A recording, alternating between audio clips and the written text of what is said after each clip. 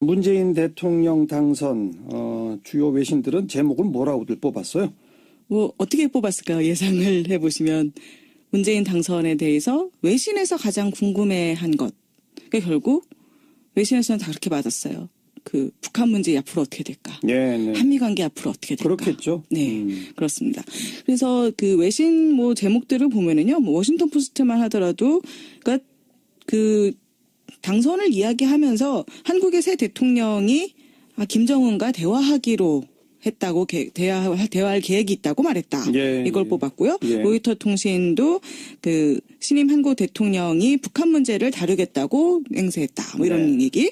그리고 보이스 오브 아메리카 같은 경우도 이제 그 이어서 이제 트럼프 대통령이 또 전화를 해서 초청을 하고 이런 게 있었잖아요. 그래서 트럼프 대통령과 신임 한국 대통령이 북한 문제와 관련해 가지고 협력하기로 동의했다. 뭐 이런 얘기들. 그리고 이제 더 오스트레일리안 같은 경우도 한국의 새 대통령, 문재인 대통령이 햇볕 정책을 약속하고 있다. 이렇게 나왔고요. 그리고 파이낸셜 타임즈 새로운 한국 대통령이 지금 영내 정책과 관련해서 그 어려운 선택에 직면해 있다. 뭐 이런 식으로. 그래서 주로 초점을 맞춘 것이 북한 문제, 한미 관계. 그렇습니다. 그렇죠. 안보 문제인 건데요.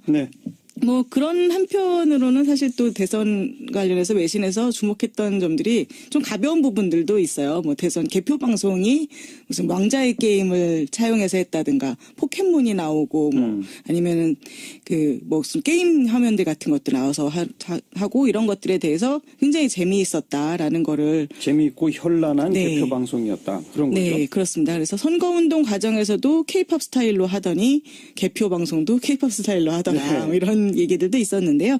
그래서인지 외신에서 또 되게 좋아했던, 많이 실었던 사진 중에 하나가 안희정 전 지사가 그 문재인 당선자에게, 그때 당선자에게 볼에 이제 키스하는 사진 있잖아요. 그 사진이 외신에서 굉장히 많이 나왔습니다. 현 지사입니다. 전 지사 아니고요. 그래서 안희정 지사가 그 문재인 당선자의 볼에 키스하는 장면, 이 장면을 외신에서는 굉장히 많이 헤드라인으로 실었더라고요. 재미있는 사진이었죠. 근데 아무튼 주로는 북한 문제 그리고 한미 관계에 주목하고 있더라. 뭐 분석 기사들도 좀 있을 텐데 눈에 띄는 거 하나 좀 소개해 주시겠어요? 더 디플로맷에서 나온 분석 기사가 굉장히 눈길을 끄는데요. 그러니까 문재인 대통령이 이제 햇볕 정책을 펼 것이다. 또 북한에 대해서 포용 정책을 펼 것이다. 이렇게 되면 한미 관계에 갈등이 생길 것이다라는 게 이제 외신의 그 전망인 거잖아요. 그 전망에 이제 깔려 있는 부분 중에 하나는 문재인 대통령이 한미 관계, 그 동맹 관계에 있어서 독립성을 더 추구한다고 하는데 이게 결국은 반미 아니냐라는 인식이 있다는 지적이 있어요. 그래서 이 더 디플로맷은 제목에서 아니다. 한국의 신임 대통령은 반미주의자가 아니다라는 걸 헤드라인으로 해서 왜 이런 시각들이 나오고 있고 그 시각에 대해서 또 디플로맷에서는 왜 반대하는지 이런 걸 설명을 하고 있는데요. 물론 이제 동맹 내에서 독립성을 더 추구할 것이지만 반미주의자는 아니다. 북한 문제에 대해서 다른 정책을 펼칠 것은 확실하고 다른 시각으로 북한 문제를 보겠지만 그렇지만 그 문재인 대통령이 선거 기간에도 그렇고 계속 그 표명했던 의견이 한국이 지금의 국가 안보를 구축할 수 있었던 거는 미국 덕분이다. 라는 얘기 계속했고 또 한미동맹 강화하겠다라는 건 취임 연설에서도 나왔고. 그래서 이런 부분들을 봤을 때에 문재인 대통령이 트럼프 행정부를 제쳐놓고 북한과 관련해서 단독 행동을 할 가능성은 거의 없다고 봐야 된다라는 분석인 거죠. 당연한 얘기죠. 그래서 그럼에도 이제 불구하고 이제 지금 상황을 보면 현재 트럼프 행정부와 문재인 행정부 하에서 그 한미 관계, 남북 관계는 어떻게 보면 2000년대 초반의 형상으로 돌아갈 가능성도 있다는 예측이 나와요. 그래서 2000년대 초반이라고 하면은 그때가 이제 북한은 이제 핵확산 금지 조약에서 탈퇴하고 그리고 부시 행정부가 북한을 악의 축의 하나로 규정을 하고 그런데 한편으로 그때가 또 한국에서는 햇볕 정책이 본격적으로 시행되고 있던 때였잖아요. 그래서 한국과 미국 그리고 북한 사이에 굉장히 그 혼선이 있고 갈등이 있었던 때였는데 근데 이런 상황으로 갈 수도 있다라는 우려가 있다. 그런데 그러면 이것이 지금 현재 우리에게 어떤 것을 의미하는가라고 했을 때 디플로맷에서는 일단 문재인 대통령이 자리를 잡을 때까지 시간을 두고 어떤 정책을 펴나가는지 지켜볼 필요가 있다. 예. 이제 첫 번째 시험 때는 아무래도 사드 배치 어떻게 할 것인가가 될 텐데 네. 물론 여기서 이제 사드 배치에 관해서 대선 기간에 했던 입장처럼 반대한다라는 입장을 고수하게 되면 이제 한미 관계 갈등에 들어갈 가능성도 있다. 하지만 최근 자료를 봤을 때 그럴 가능성은 별로 높지 않다라는 게 디플로맷의 분석이었어요. 완전 반대는 아닐 가능성이 좀 낮다. 네. 예. 그래서 노무현 전 대통령 같은 경우는 미국에 굽실거리지 않는 첫 번째 지도자가 되겠다라고 강경하게 나왔는데 문재인 대통령은 그 정도로 극단적으로 나가지는 않았다고 보는 거죠. 네. 그래서 그리고 또 한편으로는 이제 문재인 대통령이 2000년대 초반처럼 그냥 다른 주변 정책 무시하고 햇볕 정책을 막 펼쳐나갈 수 있는 국제 정세가 아니라고 또 얘기를 해요. 그래서 그렇죠. 지금은 이제 국제 제재도 많아졌고 그리고 북한 인권 문제에 대한 관심도 높아지고 그러니까 네. 이런 부분들에 대해서 문재인 대통령도 잘 감안해가지고 주의 깊게 신중하게 움직일 필요가 있을 것이다 라고 이야기를 하는데요. 그래서 이제 문재인 대통령이 미국과 대북 정책에 관해서 허심탄회한 대화를 함으로써 미국이 봉쇄 정책에서 포용 정책으로 조금이라도 움직이도록 촉구해 나가는 이런 태도를 취할 가능성이 높다라고 보는데 마지막 글이 이제 더 의미가 깊은 것 같은데요. 디플로맷에서는 그래서 이제 공은 미국에 넘어갔다라고 이야기를 합니다. 미국에 공이 넘어갔다? 네. 문재인 대통령 지금 한국인들이 민주적으로 표를 주어서 권력을 준 명실상부한 민주적 대통령이니만큼 예. 이제 그 골치 아픈 북한 핵 문제, 탄도미사일 문제를 한국과 신이 성실하게 대화함으로써 해결할 부담, 그 책임은 미국에 있다는 거죠. 네. 그래서 문재인 대통령이 무슨 한미 관계에 평지풍파를 일으킬 목적으로 한국 대통령에 들어선 것이 아닌 이상은 그러면 미국은 그 호의에 보답해야 하고 그러니까 한국이 소중하게 여길 만한 파트너로 미국이 계속 남아있을 수 있을 것인지에 대해서 미국이 이것을 입증해야 된다. 그렇죠. 네, 라는 입장입니다. 한국 국민들의 민주적인 선택의 결과 이 남북관계에 새로운 정책을 제시한 대통령을 뽑은 거잖아요. 그렇죠. 그렇다면 미국도 그 현실을 인정하고 이제 미국이 응답하라.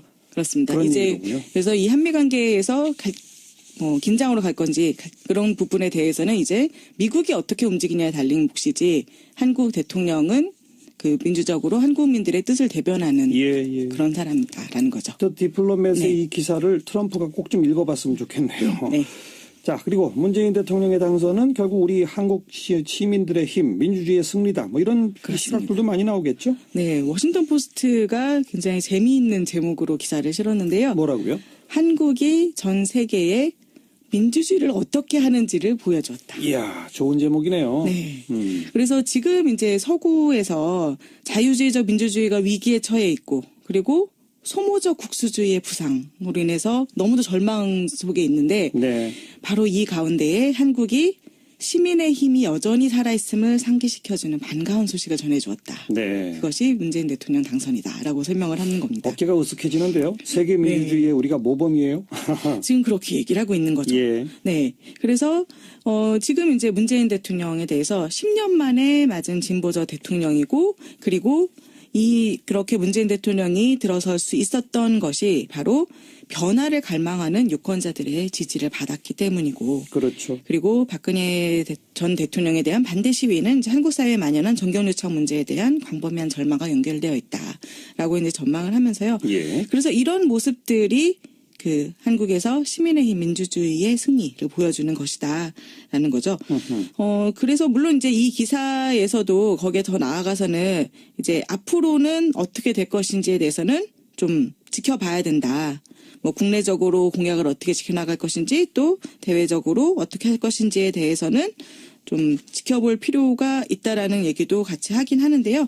뭐 그럼에도 불구하고 이 지금 문재인 대통령의 당선 자체가 민주주의의 승리다라는 부분에 있어서 그리고 이 부분에 대해서는 이제 워싱턴 포스트뿐만 아니라 더 네이션지도 비슷하게 이야기를 했는데요. 더 네이션의 제목은 뭡니까? 더 네이션지의 제목은요. 한국의 새 대통령은 이 당선 결과가 촛불혁명을 완성하는 것이다라고 말한다. 라고 하면서 촛불혁명의 네, 완성. 그렇습니다. 네. 그래서 이 더 네이션과 이제 인터뷰에서 당시는 이제 문재인 후보일 때인데요. 네. 후보, 그 선거 기간에 인터뷰에서 이렇게 이야기했다고 합니다. 이번 선거를 이끌어낸 움직임은 민주주의를 위한 한국의 오랜 여정의 정점이다. 그리고 지금까지 많은 놀라운 성과를 이루었지만 그 어떤 것도 이것 자체로는 시민혁명을 완수할 수 없다. 그런데 촛불운동을 통해서 마침내 이것을 우리가 이루어냈다. 예. 그래서 이번 대선 그리고 이번 민중의 힘은 우리가 자랑스러워해야 할 놀라운 성취이다라고 이야기를 했다고 전하고 있습니다. 어떤 문재인 대통령의 어떤 새로운 모습, 서민과 함께하는 모습 이런 것도 주목하는 외신들이 있죠? 네, 많은 외신에서 다룬 기사들 중에 하나가요. 이제 문재인 대통령이 청와대를 떠나서 광화문 시대를 열겠다라고 그렇죠. 했던 부분, 예. 그 부분에 대해서 굉장히 주목을 했습니다. 그래서 AP통신 같은 경우는요, 이제 청와대 집무실이 박근혜 전 대통령이 제왕적 대통령으로 통치를 했던 그런 상징이라고 표현을 해요. 그렇죠. 네, 그래서 대통령으로서의 주요 특권 중에 하나가 청와대로 여겨졌었는데 이것을 이제 버리기로 새 대통령이 선언을 하고 있다라고 이야기를 합니다. 그래서 청와대 집무실에 대해서 이제 좀 구체적으로 설명을 하고 있는데요. 이제 이 AP통신은 대통령궁이라는 표현을 계속 사용을 합니다. 대통령궁. 네. 예. 그래서 산기슭에 자리 잡은 대통령궁이다. 라고 이야기를 하고 있고요.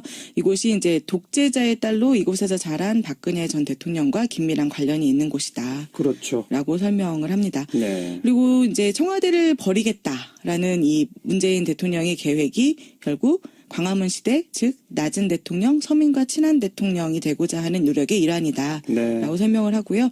그래서 이런 모습들이 결국 박근혜 전 대통령 행정부에서 보였던 그 통치의 정반대 지점에 서는 것을 의미한다라고 이야기를 합니다.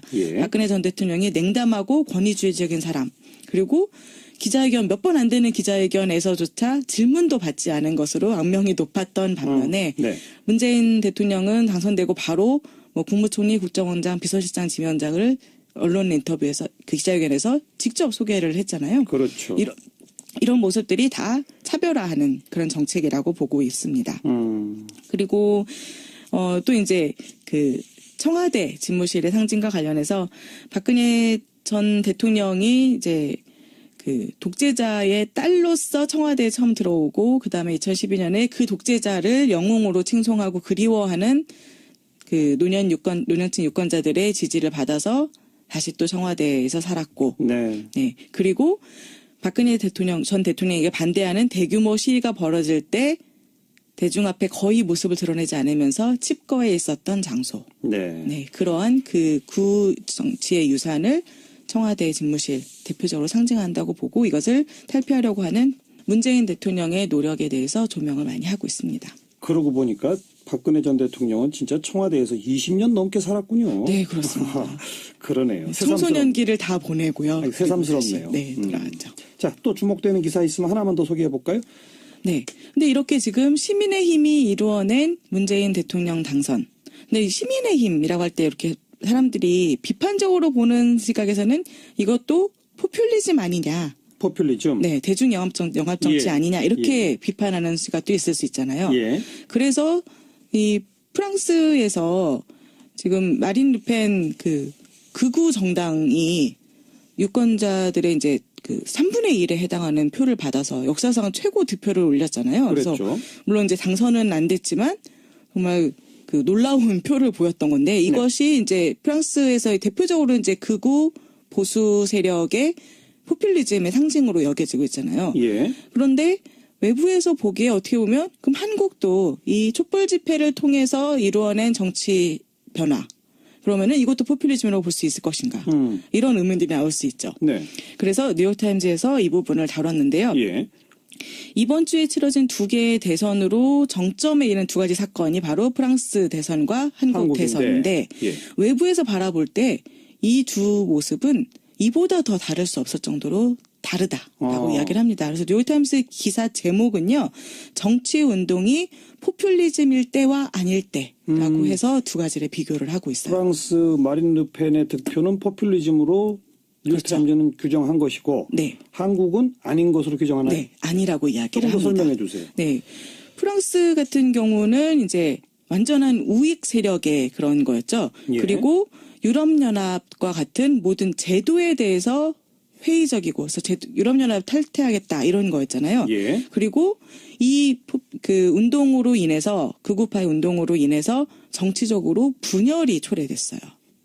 그렇게 설명을 합니다. 뉴욕타임스는. 예. 예. 그런데 한국의 운동은 이제 프랑스가 우익이라면 한국의 운동은 그러면은 뭐 좌익에 가까운 것이라고 말할 수는 있겠지만 그렇게 딱 분류할 수가 어렵다.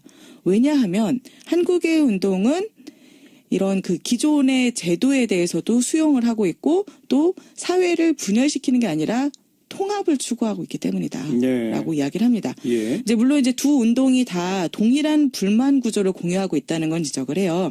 그러니까 이 프랑스의 경우나 한국의 경우 모두 이 운동을 지지하는 사람들은 기성 정치가 자기들의 의견을 안 들어준다. 그렇죠. 그래서 우리가 소외됐다라고 여긴다는 거죠. 네.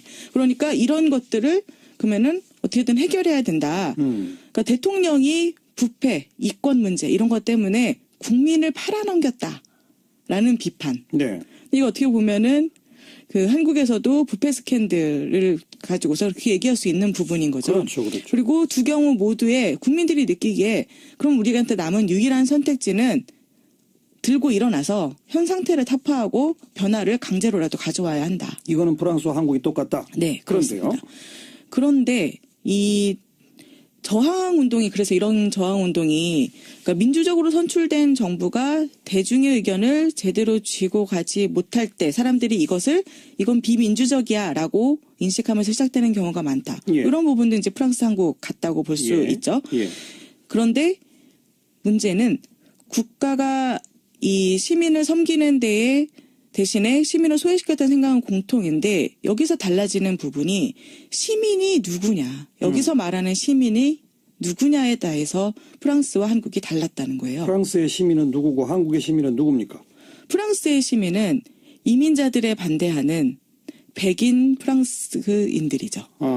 그래서 프랑스에서는 시민이라고 할 때 프랑스에서는 어떤 한 특정 사회 집단이 시민으로 규정이 되고 네. 그리고 나머지 사회 집단은 시민이 아닌 것으로 규정이 되는 거죠. 네, 우리가 말하는 시민에 포함되지 않는 것으로. 예. 그래서 선을 긋는 운동이었다는 거예요. 그런데 한국의 이번 촛불 집회는 일단 문제의 촉발점이 된 것이 부패 문제였으니까 이 부패 문제는 모든 사람에게 영향을 미치는 것이고 예. 그래서 모든 사람들에게 공통적인 이해관계를 가지고 있는 것이었다는 거죠. 그래서 한국의 이 촛불 집회는 시민을 모든 사람, 모든 국민, 네, 모든 국민, 네, 네. 정말 소수의 정치 엘리트들 부패에 결탁된 그런 집단을 제외한 모든 국민을 시민으로 규정을 하고 예. 그래서 통합을 추구했지만 알겠습니다. 프랑스에서는 선을 긋고 분열을 만들었다는 거죠.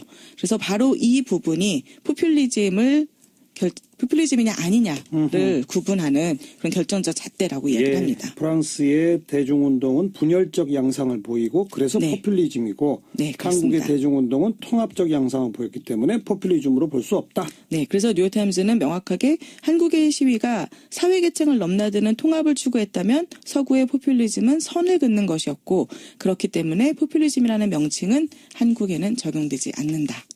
라고 결론을 내리고 있습니다. 뉴욕타임즈다운 좀 품격 있는 기사였었습니다.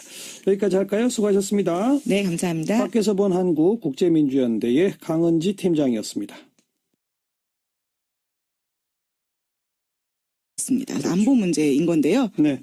뭐 그런 한편으로는 사실 또 대선 관련해서 외신에서 주목했던 점들이 좀 가벼운 부분들도 있어요. 뭐 대선 개표 방송이 무슨 왕자의 게임을 차용해서 했다든가 포켓몬이 나오고 뭐 아니면은 무슨 게임 화면들 같은 것도 나와서 하고 이런 것들에 대해서 굉장히 재미있었다라는 거를 재미있고 현란한 네. 개표 방송이었다. 그런 거죠. 네, 그렇습니다. 그래서 선거운동 과정에서도 K-팝 스타일로 하더니 개표 방송도 K-팝 스타일로 하더라. 네. 이런 이런 얘기들도 있었는데요. 예. 그래서인지 외신에서 또 되게 좋아했던, 많이 실었던 사진 중에 하나가 안희정 전 지사가 그 문재인 그때 당선자에게 볼에 이제 키스하는 사진 있잖아요. 네. 그 사진이 외신에서 굉장히 많이 나왔습니다. 현 지사입니다. 네. 전 지사 아니고요. 네. 예. 네, 그래서 안희정 지사가 그 문재인 당선자의 볼에 키스하는 장면, 이 장면을 외신에서는 굉장히 많이 헤드라인으로 실었더라고요. 재미있는 사진이었죠. 네네. 네. 근데 아무튼 주로는 북한 문제 그리고 한미 관계에 주목하고 그렇죠. 있더라. 네. 뭐 분석 기사들도 좀 있을 텐데 눈에 띄는 거 하나 좀 소개해 주시겠어요?